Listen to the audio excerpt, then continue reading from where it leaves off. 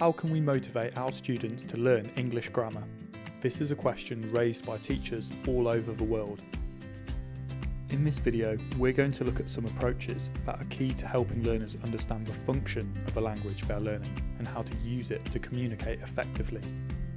Before you watch, think about how you teach grammar to your students. Which techniques and tasks have worked successfully for you? What challenges have you faced? Make notes and we'll come back to these questions at the end of the video.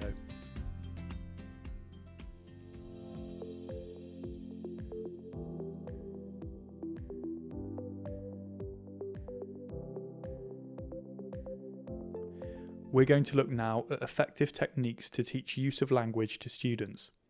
Watch and see if any of your ideas match the teacher's approaches here. Let's start with Anderson. Anderson is teaching his students how to use the modal verbs should and shouldn't. You're going to watch how he stages the grammar focus. Before you watch, look at his stages on the screen. Which order do you think he's going to present these?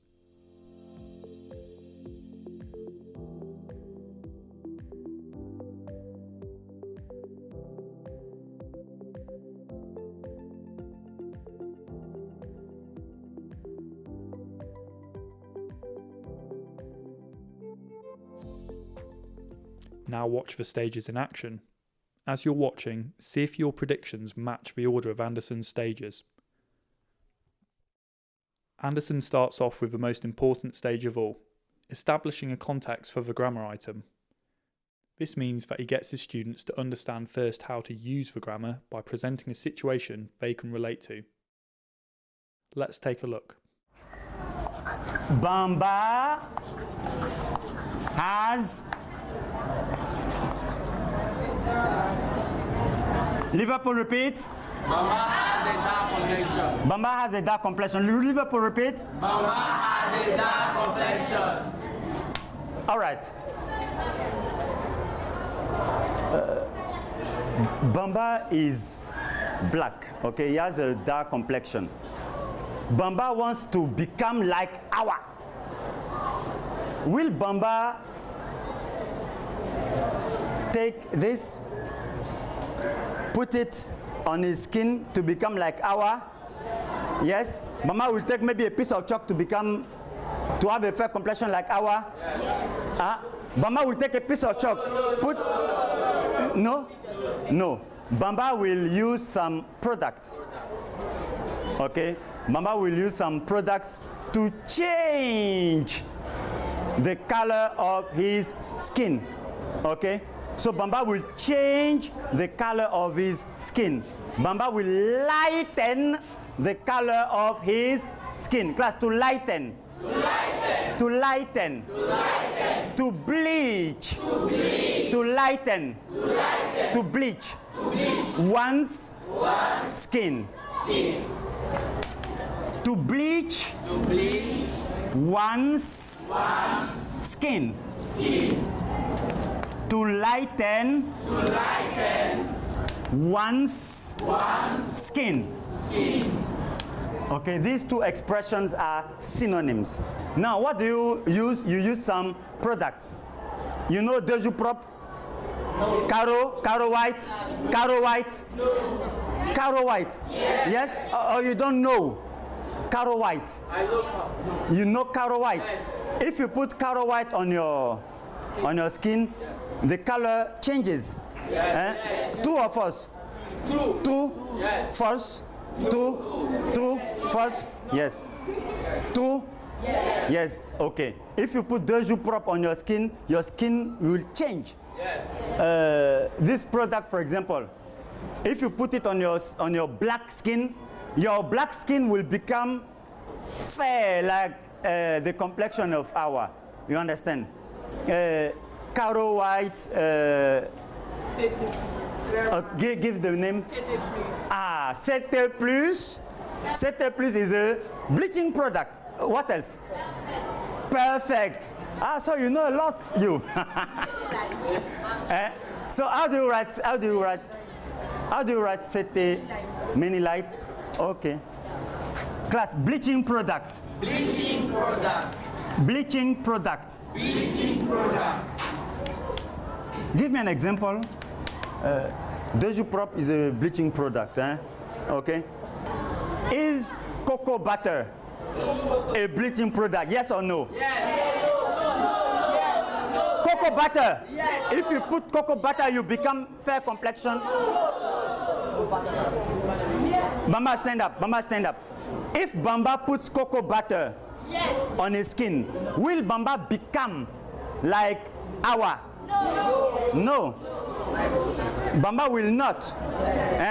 Bamba will not. Bamba will remain dark. If you put cocoa butter, or you don't know cocoa butter. But if Bamba puts Prop on his skin, Bamba will become like Awa. Yes. So Prop is a bleaching product. Cocoa butter is not a bleaching product. Now tell me, is it dangerous? Yes. Bleaching product. Yes. Dangerous? Yes. Yes. Bleaching products are dangerous or harmful. Class, harmful. Harmful. Harmful. Harmful. Harmful. Harmful. Harmful. Harmful. The synonym is dangerous. Okay. If you use bleaching products, you can have some skin problems. Some skin problems like skin cancer. Class, skin cancer. Skin cancer. Skin cancer. Skin cancer. Skin cancer is a skin disease. Liverpool, repeat, skin cancer. Skin cancer. Bayern, Skin cancer. Real, Skin cancer. Liverpool, Skin cancer. Real, Barcelona, everybody. Having established a context, he introduces the target language. He also gives students other familiar examples of the use of a language. There is also practice in choral drilling to reinforce the target language further. Okay. Is it good to insult your parents? Is it good to insult your parents? Is it good? No. Is it good to respect your parents? Yes. So it's good to respect your parents. Class, repeat after me. You have a beautiful dark complexion. You shouldn't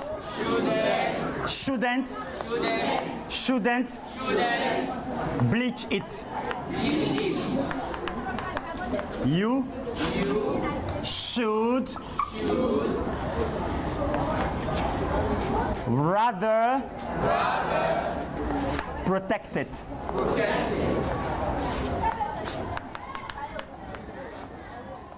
As the students are practicing and getting more familiar with the target language, Anderson writes the example sentences on the board. Students can now see the form of the target language and have a written record of the example sentences. Your skin, you will have. On to the next stage. Anderson gives his students a gap-fill dialogue exercise to consolidate what they've just learned in a controlled practice task. They work on the task individually, then compare their answers in pairs. In the final stage, Anderson sets a task which allows his students to practice using the target language in a less controlled activity. The students must write advice for a sister who is under pressure to bleach her skin. It is a context which allows them to practice the target language in a natural, authentic way and give a personal, individual response to the task. This makes the language practice much more motivating for the students. Take a look at how they respond to the task. I'll get it clear for you. You have a sister, Patricia, an American from America. He wants to marry your sister.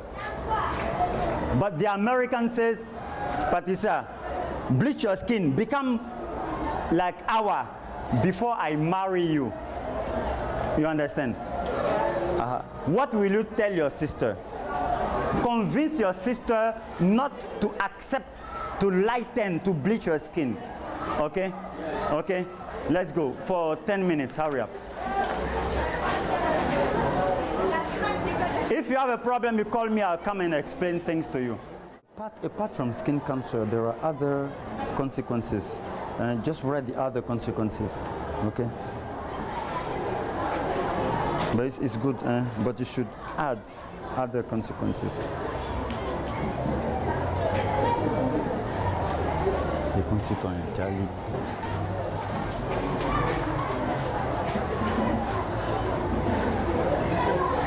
Faut écrire, même si c'est pas ça.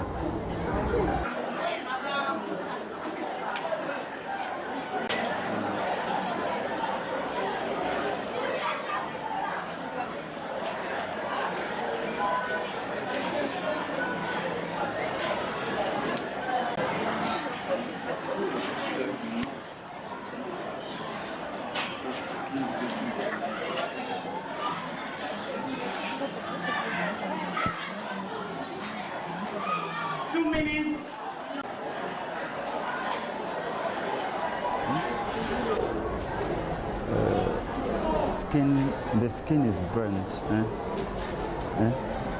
Your skin will get burnt. Burn, right? Burn. B-U-R-N. B.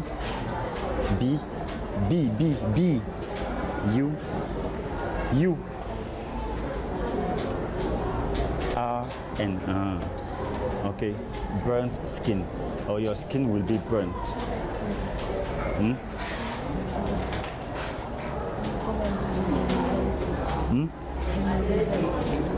When I get up. A volunteer to read this production. Yes, Yao. My sister Patricia, the complexion is not the obligation. Your skin black is beautiful because the dark complexion is risked by person of skin black. Ah, good. Clap for him. Patricia, you shouldn't bleach your skin. Bleaching products are harmful. If you bleach your skin with some bleaching product, you will get skin cancer. The skin cancer can kill. You have a lovely complexion, a natural complexion. You shouldn't destroy your fantastic complexion. If you change your skin, you will be very sick, and your body shall become ugly. You can change your body because of a rich American. Life is not a game, life is living. There is the good and there is the bad. There are a lot of men in this world. And other people love dark complexion. Stay like you are. Me, I love your skin. Ah, very good, very good. Excellent. Clap for! Very good.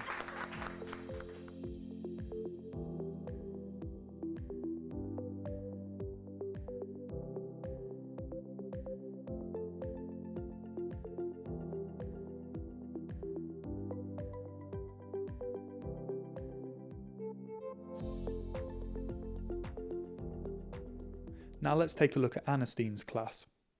In the clip you're about to view, Ernestine's students have already practiced the target language, the present perfect continuous tense, in a dialogue building task. Now she takes the opportunity to check that learners really do understand how the tense is used with a timeline. While you're watching, think about why a timeline is effective in checking understanding of the present perfect continuous tense.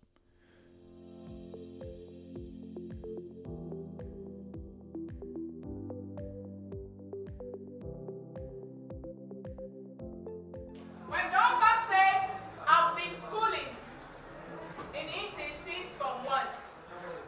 When did Donfak start schooling at Iti?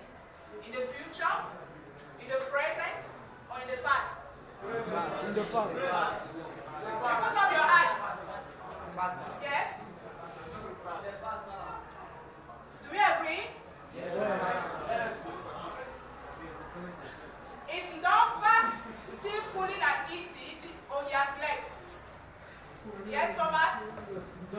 still schooling at ET. Okay. Now, great. Is it possible for Donfak to study at ET in the immediate future? In the immediate future? Yes, it's possible. Great. Now, the action of studying, is it a continuous process or a momentary action? A continuous process. You put up your hand. I want to see persons who haven't spoken. Change to. Yes. Is it continuous or momentary? Great. So we say, I've been schooling describes an action that started in the and is Continuing in the present. in the Future. an action that started in the past and is continuing in the present with the possibility of going into the immediate future. Great. What tense describes an action that started in the past and is in progress now in the present? Looking for persons who haven't spoken. The same person speaking, you may say stand, and you look at me. Look at me very well. Give me the name of the tense by looking at what I will do on the board. So you follow me and you say it. Can we go? Let's go. The tense is called the. We can't hear you. It's called the present.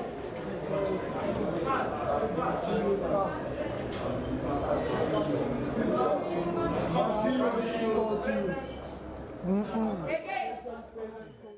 Past continue tense. Present perfect continue tense. Great. So our lesson of today is on the Continuous tense. our lesson of today is on the Present perfect continue tense.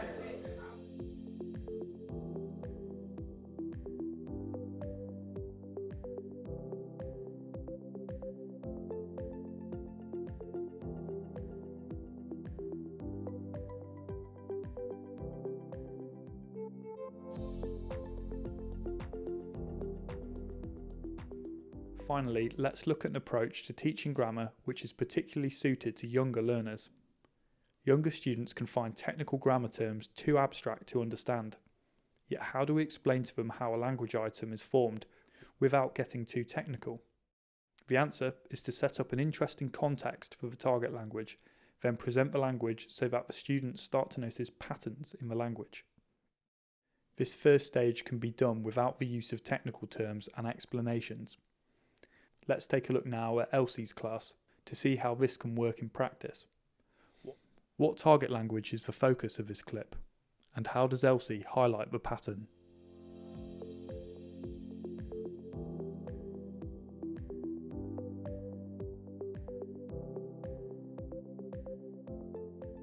So we have picture 1 and picture 2. Okay. Now on picture 1, everybody should be looking at picture 1. I want somebody to try to ask us a question about that picture. A question. I repeat, we are asking questions. We are asking questions, yes. Very good, clap for her. Well. Can somebody read this question for us? Read it. What is it? Very good, everybody. What is it? What is it? What is it? Very good. Another question. Another very good question. Just somebody should just ask. Very good question about the first picture. Yes, my friend.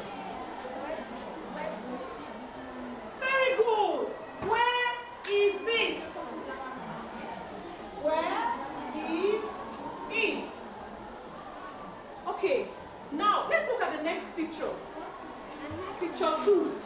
We are asking questions. Remember, we are asking questions.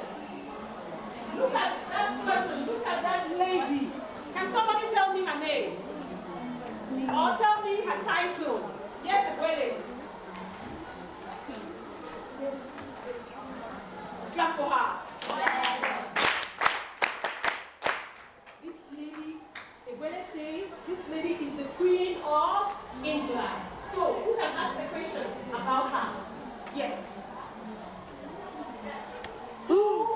Use a pronoun. That's very good. Who is that? But I want you to use the correct pronoun for a lady, for a woman. Clap for her. Who is she? About another question. Another very good question. Who can try? Just look at it and try to think question. Now everybody look at the beginning of our sentences here on the board. Look at our sentences on the board. What do they begin with? Look, we have this, we have this, we have this, we have this. What is the letter of the alphabet which those questions begin? Yes.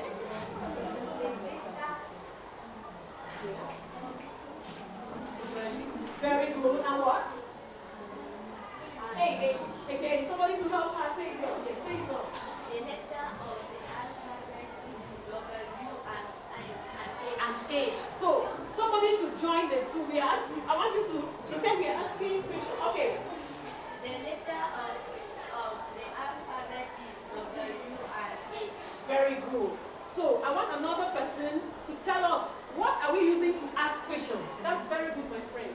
What are we using to ask these questions today? What are we using? Are we using O, P, Q? Yes. Yes, no, yes, that's very good. We have done it before. We have done is. But today we are using two letters to ask questions. So I want you to tell me those two letters we are using to ask questions. Yes? Asking questions. Very good. So we are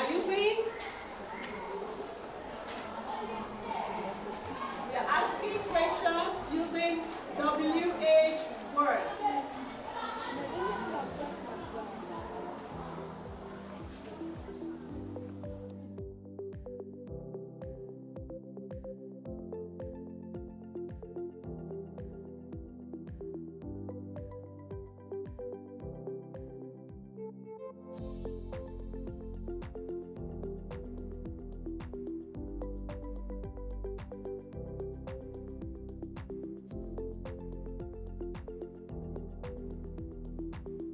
Okay, now let's take some time to reflect. Think back to the examples you've seen in this video and compare to your own experience in teaching grammar in the classroom.